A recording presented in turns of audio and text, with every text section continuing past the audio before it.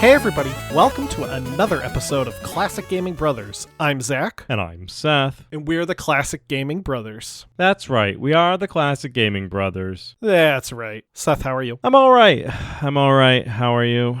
Good, getting ready for Thanksgiving. I am getting ready for Thanksgiving. I'm going to make a hot plate, I think, or a hot dish. You're just going to bring a hot plate? I'm just going to bring a plate that's really hot. Yeah, that's what I'm going to do. We'll all touch it and we'll get a little burnt. Yeah. Did you ever do that with the microwave? Did you ever play a game called Who Can Hold Their Hand the Longest? Not a game that I played intentionally. Oh, yes. I just sometimes would grab things from the microwave without realizing they're hot. No, I remember when we didn't have a microwave plate, but we used a regular plate? Yes. Then if you pulled that regular plate out, it would be really hot. Yes. I would play Who Can Keep Their Hand on It the Longest. Was it a Not fun by game? myself. I wasn't. Oh, okay. You You just weren't a weirdo. Yeah, I wasn't a weirdo doing it. But anyway.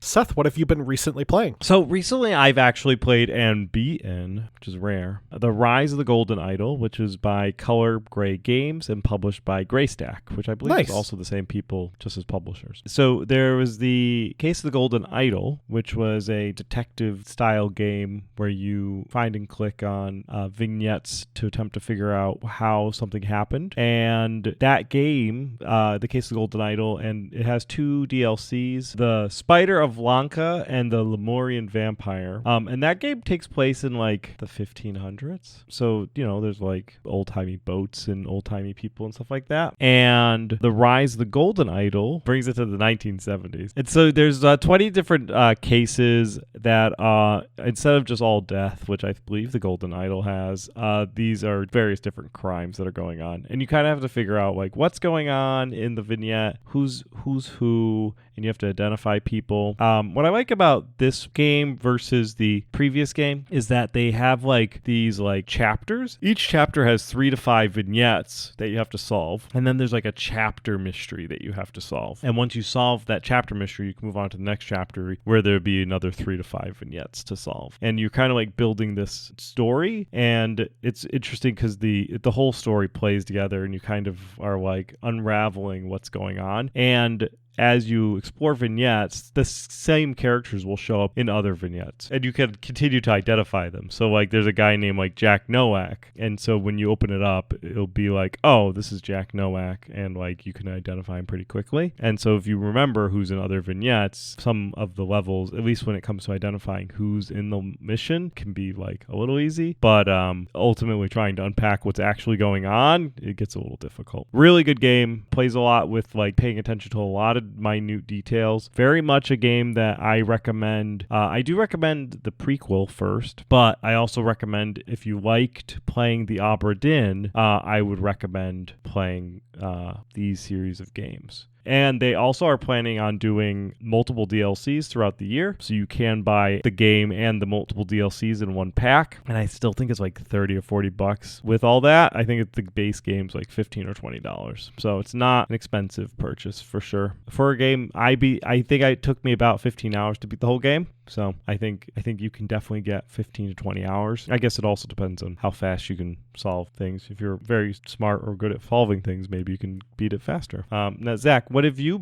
recently been playing? Seth, recently I've been playing Warcraft 1 Remastered, released back in 2024, actually just a few weeks ago, and developed by Blizzard. We talked about it when we did our Warcraft 2 episode, which was our last episode. Warcraft 1 Remastered, as the name implies, is a remastered version of the first Warcraft game. The remastered elements being it has better resolutions, it works right out the box without going through lifting something like DOSBox or emulation, it has updated sprites, it has different different quality of life changes, you name it, it's pretty much there. And it's been fun. I've been playing through the human campaign. I've been really enjoying it. It's a lot of memories that a lot of nostalgia of playing the original Warcraft back in the day on our Packard Bell 486. I in particular liked reminding myself that the archers are very overpowered. You can basically have a line of them and you'll defend your base from pretty much everything. And once you can build knights in the campaign, you really only need archers and knights to decimate the orcs. One thing I did want to make note of with the Warcraft 1 Remastered is there has been some minor controversy in terms of the fandom being very split on their opinion on these new hand-drawn sprites. Some people don't like them. Some people have accused Blizzard of using AI. Some people just seem indifferent. I don't mind them. I honestly think they look okay. And to be honest, the original sprites did a lot of heavy lifting. I will say that at least for Warcraft 1, the sprites do they're a bit cartoony, but Warcraft was already kind of a cartoony game. And I just don't know what people were expecting, I guess, in terms of these new sprites. I like them. I think they look nice. They're kind of like what I would imagine the sprites would look like if they could have done them with higher resolutions back in the day. But when you look at like the Footman from, the original release to the Footman now, it's like night or day. You can barely tell what that Footman back then looked like. He's like 12 dots, placed in specific locations, which, those sprites, they're masterclass in terms of minimalism, but it is nice to have these like redrawn higher resolution sprites. I can see why fans get a little grumpy, but in any case, I will say my major complaint with the remastered versions of the games is it would have been nice if they added other quality of life changes such as unit construction queuing and some updates to the AI. When playing Warcraft 1, you will notice that the AI is very similar to the AI in the original Warcraft 1, and that is your AI is kind of stupid. If you tell your peasant to go to a gold mine and that gold mine is being blocked by trees, the peasant will walk into the trees and sometimes just get stuck. Sometimes they pathfind out of it, not always. So it would have been nice for them to do a little bit of updates on that, and I really wish they did unit queuing. Unit queuing, for those who don't know what I mean, is if you have a barracks, you just keep selecting, as many footmen as you can, and it will literally queue up the construction of those footmen. You can do this in Warcraft 3. You can do this in StarCraft.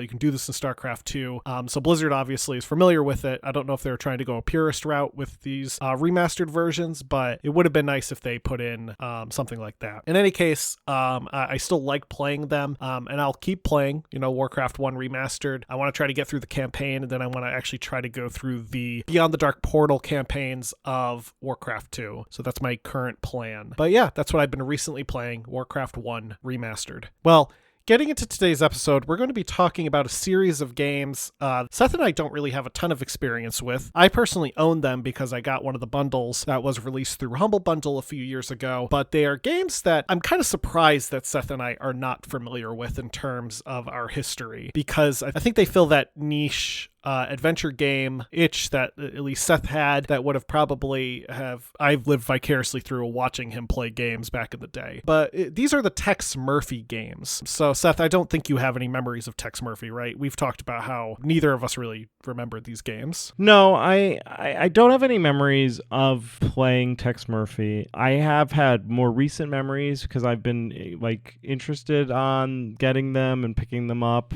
They're FMV games, or at least FMV is used with them. I know that. And I've always kind of been like, I should really grab these or play them because I think I'd like them. I like FMV games. I don't always seek them out. Like one of the FMV games that I really liked was Contradiction, which is kind of a Tex Murphy-like game where you go through and you try to solve there's like a murder mystery that you're trying to solve, and it's a first-person detective game. And I played that with my wife, and we had a lot of fun playing that together. So then I thought about the Tex Murphy games and seeing if we could play those together, and I just haven't really had, I obviously wasn't that interested in it because I haven't had the chance. I haven't picked them up yet. So, but yeah, that's kind of like my history with them for sure. Yeah. I mean, I think I only picked them up because they were in a bundle for a couple of bucks back when Humble Bundle used to do crazy bundles where all you had to do was pay $5 and you got like all the games, where nowadays I think you have to pay a minimum of like $20 for most of their bundles. Yeah. But in any case, the Tex Murphy games were developed by Access Software. Now, Access Software got its start back in 1982 when Bruce Carver, who was working for Red Engineering in Salt Lake City, Utah, created a tool to edit sprites called Sprite Master. He got some advice from Steve Witzel, the owner of the local retail store Computers Plus, and Bruce would start a company called Access Software to sell Sprite Master through. The name was picked by Bruce by going through the dictionary and deciding upon the word access, after almost choosing the words action or center. Those were the two that were the top choice. It was action, center, or access, and he picked access. Now, Access was officially incorporated in November of 1982 when Bruce Carver teamed up with Chris Jones. Their starting capital was $25,000, and they operated out of Bruce's basement. In 1984, Bruce got the idea to create a golfing game, and he wanted to have a golfing game where you could see the golfer from behind. So the golfer would be standing like in the center of the screen, and you would be behind him. Access at the time wasn't very artistic, so they had this idea, they just needed to flesh it out. So what they did was they took a VHS tape of Bruce's brother Roger swinging a golf club, they brought it down into their basement, they set up a projector, they projected it onto a clear sheet, and they traced the outline frame by frame onto different clear sheets, and they converted these outlines into sprites. And this would start the development of the game Leaderboard, the first in the Lynx series that Access would soon become very well known for. In 1987, Access stepped away from the golf world to create a game called Echelon. In Echelon, you fly a ship called a C-104 combat exploration vehicle in the year 2096, and you hunt pirates. The game is a 3D simulation game, and overall had mixed reviews. ZZap gave the game an 81% for the C64 version, but Crash, the magazine, would rate the ZX Spectrum version of the game 16%. In Crash's review, they said, quote unquote, the best thing about the game is undoubtedly the sound. Complete silence. Everything else is awful. Which is a stunning review. Now,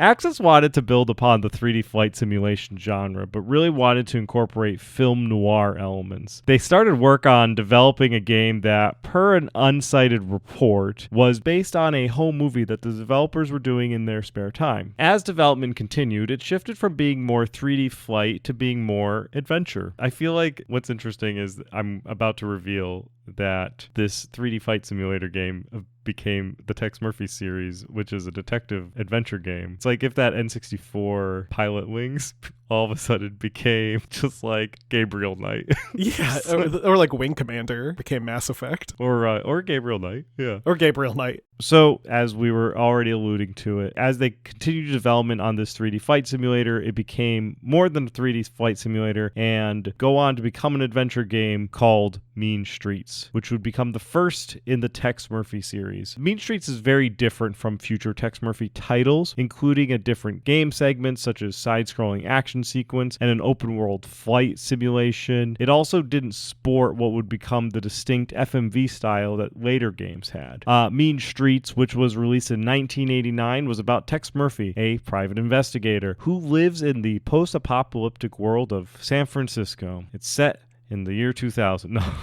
It's like 2040 something, I think. Tex himself is based on the film noir archetype that was popularized by Humphrey Bogart and his portrayal of Philip Marlowe or Sam Spade. In the story, Tex is hired by Sylvia Linsky to investigate the death of her father, a professor at the University of San Francisco who was seen falling off the Golden Gate Bridge. Her father was a Dr. Carl Linsky, and he was working on a secret project that he wouldn't tell his daughter about, and she suspects murder most foul. Now, fans of Mean Streets wouldn't have to wait long because the sequel, Martian Memorandum, would be released in 1991 for MS-DOS. Instead of having side-scrolling segments or flight simulation segments, Access Software decided that those were bad. And Martian Memorandum is a traditional point-and-click adventure, and they kind of smoothed out the game. And we were talking about the Tex Murphy series before we started recording this episode, and I sent Zach a Metacritic review scores for the games, and we'll talk, I think, maybe later on in the episode about it. Spoiler alert, they start off bad, they get really good, and then they end bad. And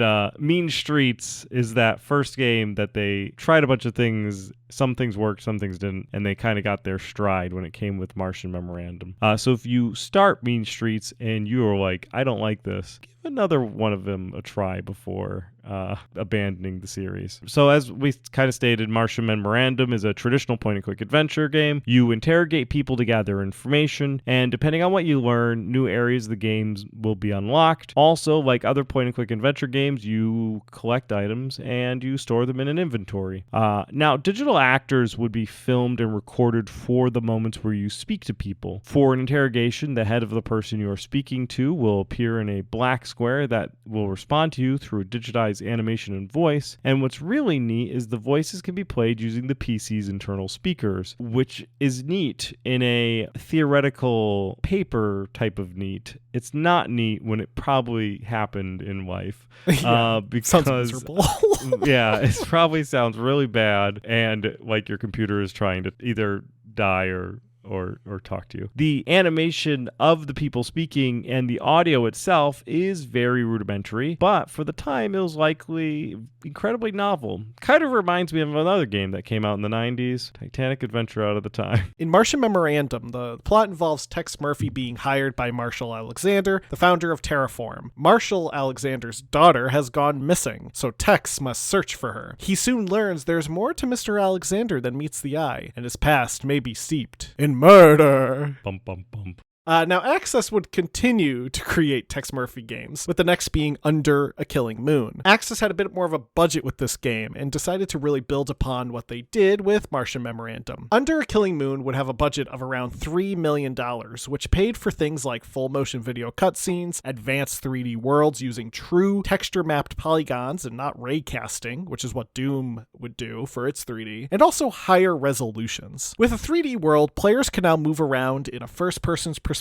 and look in all directions. And you still would interrogate people and look for clues, though now in this 3D world, you can really look wherever you want for clues. The clues can be in the corner of the room, for example. The plot of the game follows Tex Murphy, still a down-on-his-luck private eye who is going through a messy divorce with Sylvia Linsky, who he had previously married. Murphy is now low on cash and low on jobs, so he starts doing some small, odd jobs, like solving the mystery of who broke into the neighborhood pawn shop. And this leads him to soon meet the Countess Renier, who hires him to find a missing statuette. However, he soon gets looped into dealing with a cult that plans to bring about the end times. It sounds like a Gabriel Knight thing. Gabriel Knight usually deals with cults that try to end the world. Maybe Gabriel Knight should have teamed up with Tex Murphy. However, they couldn't have teamed up because Tex Murphy is set in the future. Something we didn't really touch upon is that the games are set, as Seth noted, in a post-apocalyptic San Francisco, but the later games have started to evolve a bit more in describing this world.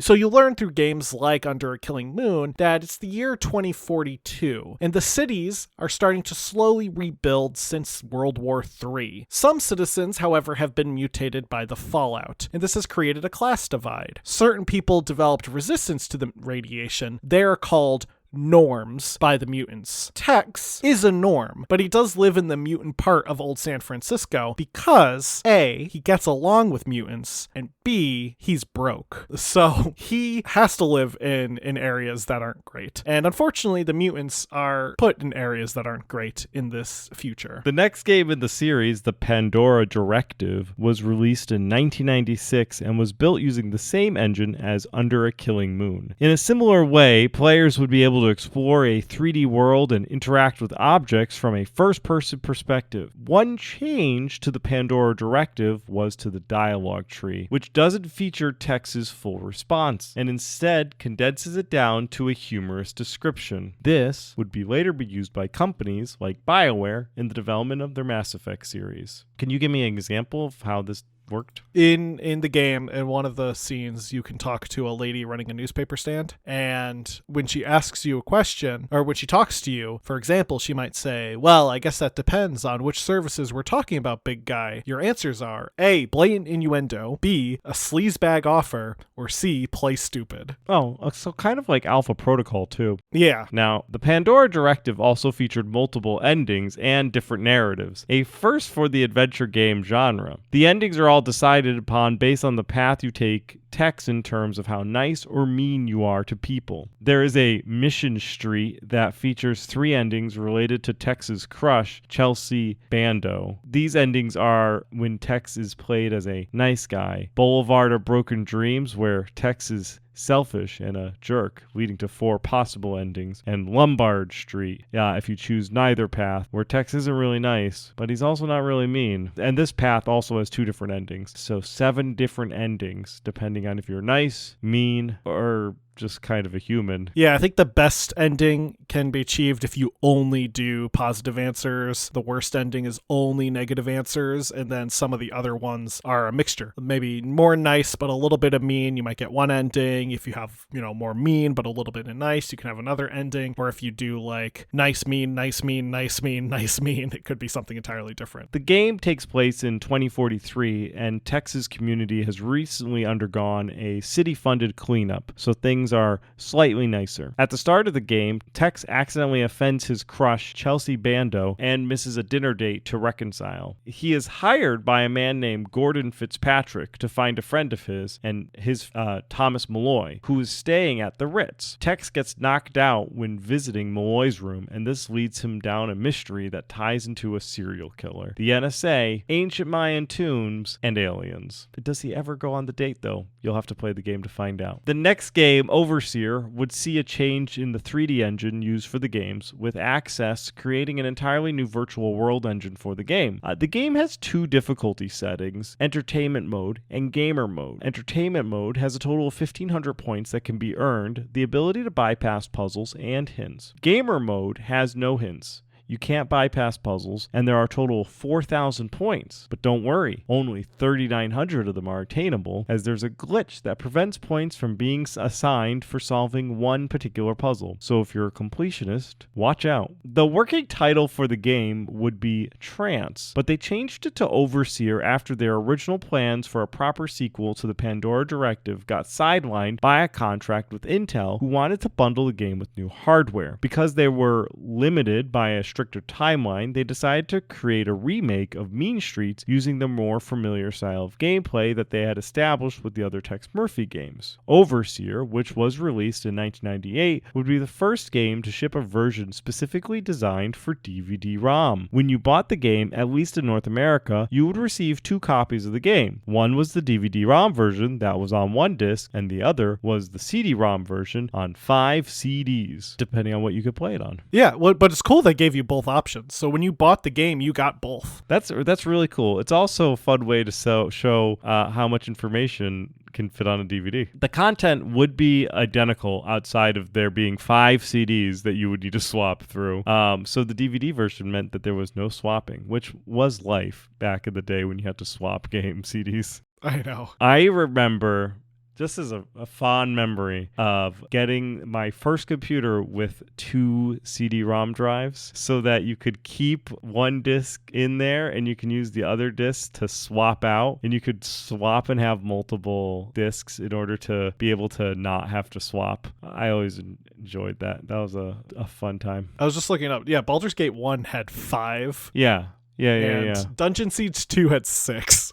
Just ridiculous. Yeah, Baldur's Gate 2 had a decent amount as well, because then you also had the expansion packs. Riven had a ton for sure. Riven had 1 per island, then there was a lot of islands. And to go on this side tangent, Riven had 1 per island, and you would have to go back and forth between islands. So you had to change your disc multiple times. Yeah, but you'd also have to go from like disc 3 to disc 1, and then disc 1 to disc 4 and stuff. Yep. The box for the game, back to Overseer from the Tex Murphy series, the box for that game also had an LED embedded in the artwork to make one of the buildings on the cover blink, which is kind of cool. I imagine that box is probably well sought after. Yeah, because I think there was a limited box, and then they re-released the game a couple of times. One of the re-releases was just the DVD version. You didn't get the CD-ROMs, so I'm sure they took out the LED for some of them. Now, the story in Overseer follows the plot of Mean Streets, framed in a way that Tex Murphy is telling Chelsea Bando about his past past adventures. The story has been slightly updated, however, with retcons made to fit the game into the rest of the storyline's established canon and lore. The game does end on a cliffhanger because Axis still wanted to make Trance. Fate had other plans. The Lynx game, which Axis was still producing, were incredibly popular, and by 1999, Axis would go on to be acquired by Microsoft, who wanted the rights to the Lynx series. Reportedly, Microsoft wanted to acquire the company because they knew they couldn't compete in the golf game market after USA Today rated the Lynx series higher than Microsoft Golf. Instead of just trying to fight Axis on the market or constantly hire them to make games, it was just easier for Microsoft to buy them, and thus Tex Murphy would be bought by Microsoft. Yeah, but with that acquisition, Tex Murphy was actually put on hold.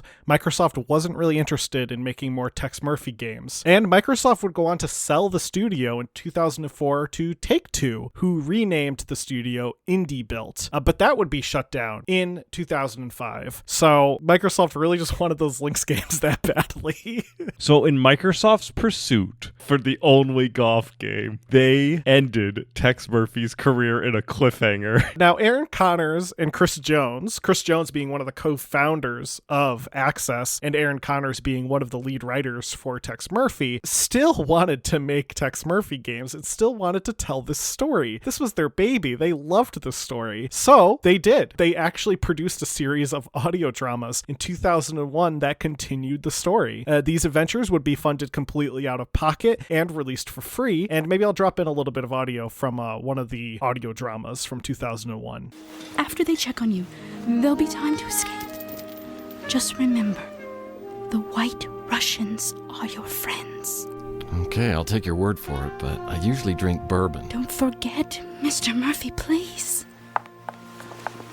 In 2008, they were able to regain the rights to the series, and they founded their own company called Big Finish Games, which was confusing for Zach. I'm a fan of Big Finish Audio, which is a British company that makes Doctor Who audio dramas. Big Finish Games is unrelated. In 2009, Big Finish Games would announce Secret Project Fedora on their website, and at the same time, they were also in talks of possibly making a casual game for like your phone or something with Tex Murphy as a character. However, after some research on the market and also talking to fans, they decided to go in a different direction. That different direction would become Project Fedora, a full 3D adventure game that they would launch as a Kickstarter. Their goal would be $450,000, with $300,000 to be supplemented by Big Finish Games, so their total budget was aimed to be $7,500. The Kickstarter would end up raising $657,000 in total, so they were able to smash that goal. Production on the game began in June of 2012. In February of 2013, filming began, with the cast being shot against a green screen, and fun fact, backers who were invited to the set were used as the crew, which I love that.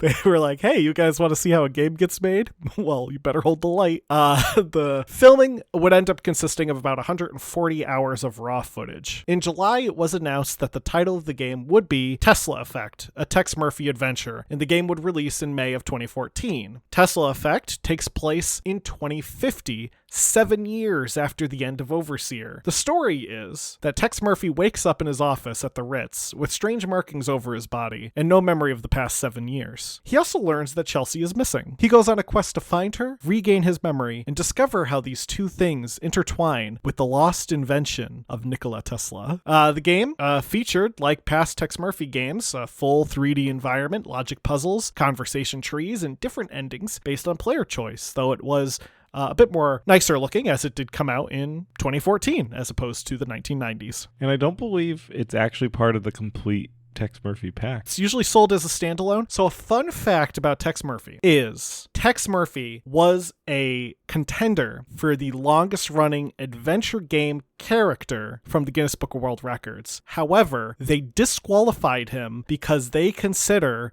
Tesla Effect to be a reboot, and they don't consider it a proper continuation. I don't know why, but the longest running adventure game character would end up being guy Threepwood from Secret of Monkey Island. Took it from Tex. Now, the Tex Murphy games have had quite the bell curve in terms of reviews and scores. Game Rankings puts the series all over the place in regards to the games. They put Mean Streets at 65%, Martian Memorandum 75%, Under a Killing Moon 85%, and that's the highest it will get. Pandora Directive 81%, Overseer at 82%, and Tesla Effect 69%. However, I was going through Steam comments and ratings and all that jazz, and Tesla Effects does have very positive. Of the 601 user reviews, and 90% of them are positive. And mind you, Steam is just a thumbs up, thumbs down type of review system. Then the Martian Memorandum had mostly positive at 30 reviews. Mean Streets, mostly positive at 54 reviews. Overseer mixed with 42 reviews. Pandora Directive, very positive with 60 reviews. And Under the Killing Moon, very positive with 105 reviews. A very small group of people like the Tex Murphy games on Steam.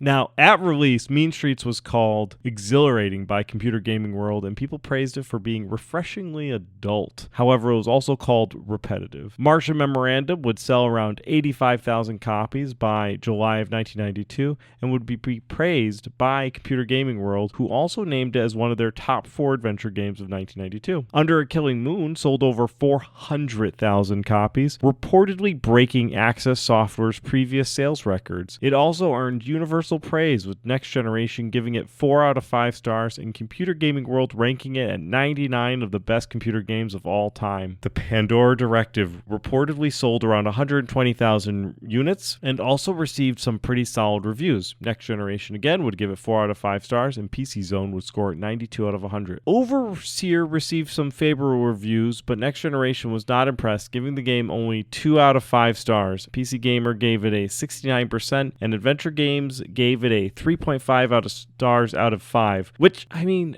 if you think about it, Overseer was essentially a redo of their first game, which was not their strongest, and it ended on a cliffhanger. And it was rushed. I think it was notably rushed. People could tell. Now, lastly, Tesla Effect scored decently overall. Adventure Gamers, which is the premier adventure reviewers, gave it a 4 out of 5 stars. Polygon ranked it 7 out of 10, and Adventure Classic Gaming gave it 5 stars. Justin McElroy, co-founder of Polygon and one of the titular brothers of My Brother, and Me, wrote in his review that Tex Murphy fans would love the game, but non-fans might find it more difficult. I was just thinking about Adventure Gamers, because we mentioned them, and we don't really talk about them all the time, but we mentioned it a couple of times through here.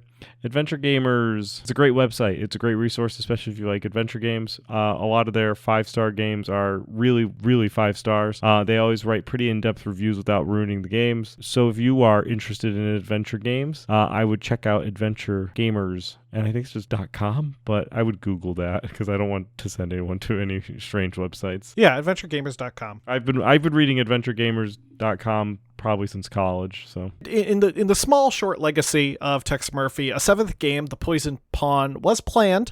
It actually started as an officially sanctioned fan remake of Overseer, with the idea being to kind of better Overseer, make it a little bit more polished. Aaron Connors would serve as a writer on the project, but it was canceled in 2021 due to creative differences. There have also been 5 books adapting the Tex Murphy series. The Pandora Directive, published in 1995, Under a Killing Moon, published in 1996, Tesla Effect in 2014, Tex Murphy and the Poisoned Pawn, released in 2021, which is an adaptation of Overseer and Mean Streets with some updates, and Tex Murphy and the Romanov Enigma, released in 2024, this year, the most recent book in the Tex Murphy series. And there is another one on the way. Aaron Connor says he has plans for one more novel, and he says it will be the last Tex Murphy adventure. So, Tex Murphy fans, if you're out there, let Aaron Connors know you want another Tex Murphy game. Tell him, put on the fedora, get cracking, get filming, or not, just pick up the book, I don't know. Well, that will do it for our Tex Murphy episode. Overall, I think it's a fascinating series and one that I wish that I played, I think. I'm going to try to give them a shot. I own all of them. I have no excuse. I definitely remember, though, getting them and having them on my old computer, which was limited on space, and seeing that Tesla Effect was 12 gigabytes. And I was like, oh, that's big. It's kind of funny now because that's looks very small compared to like, I don't know, like GTA 5 or like the new Call of Duty, which is like 100 something gigs, maybe more. So I don't think I have an excuse anymore.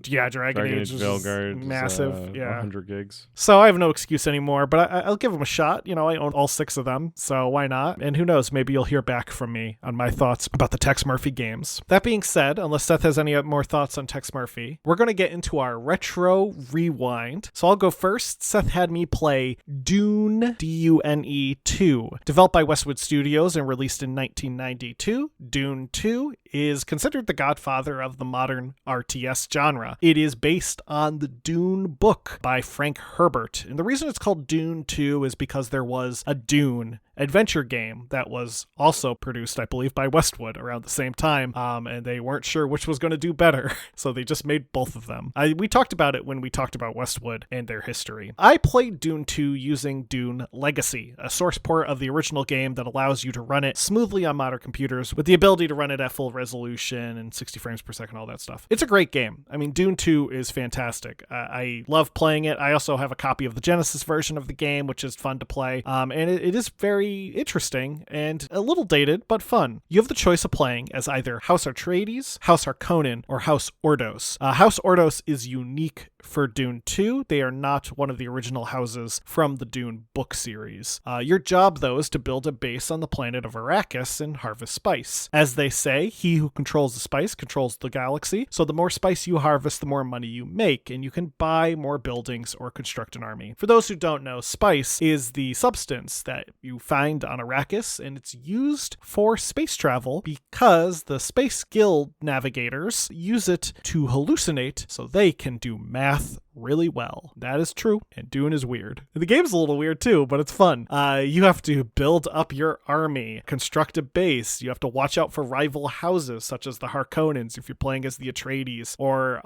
the Atreides if you're playing as the Harkonnens. You also have to fight sandworms, which occasionally will sprout from the ground, or Sardaukar, who are the soldiers that are associated with House Carino, the House of the Emperor. I played as House Atreides. I didn't recognize the name House Ordos because it's a fake name, and I also don't like the Harkonnens, just in general. I started the game, my Mentat told me what I needed to do, and I got to work doing it. It's a fun game. I like the way it balances the economy and combat, and I love Dune as a franchise. Overall, I think it holds up, and I'm not just saying that because I love Dune. I think it just is a solid RTS game, and I think you can enjoy it even if you're not familiar with the Dune book series or the now 2-part movie series. For next week, Seth, I want you to play Sonic Blast for the Game Gear. Awesome. Now, Zach had me play Tony La Russa Baseball that was developed by Beyond Software, which eventually became Stormfront Studios and was published by Electronic Arts on the Sega Genesis. Fun fact, it was published by SSI and Maxis on the Commodore and the MS-DOS, which I just think is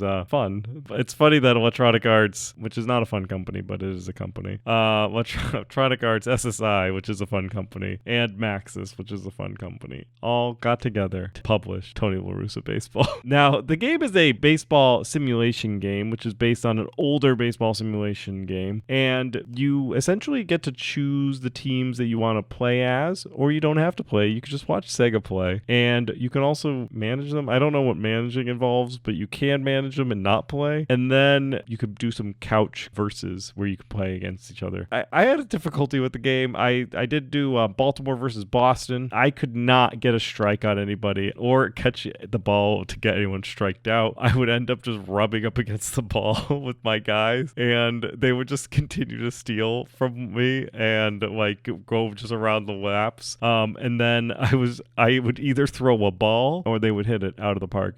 So I wasn't very good, but other people could be better at the sports games. So I would definitely check it out if you like baseball games. From what I was told, based on what I read, later versions of the game are better. So I would check out those later iterations of the game because it's baseball, so like you don't have to play. There's no story in there's a story in baseball, and that story is they played a game against each other and somebody wins. So because there's that, you could just play the newer version and enjoy the game. I do want to iterate that this is a simulation style baseball game and not necessarily a playing game, so it could be a little more clumsier than like a regular like a arcadey game. It's definitely maybe a good fun retro take on it.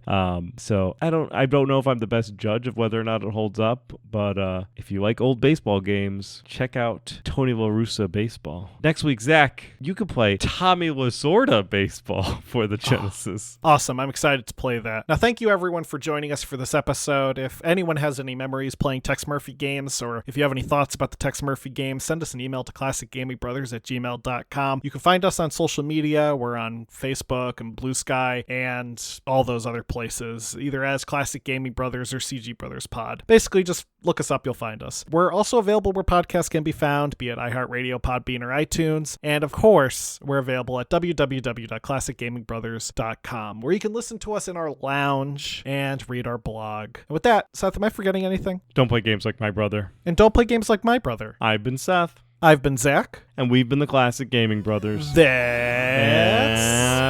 right. That's right.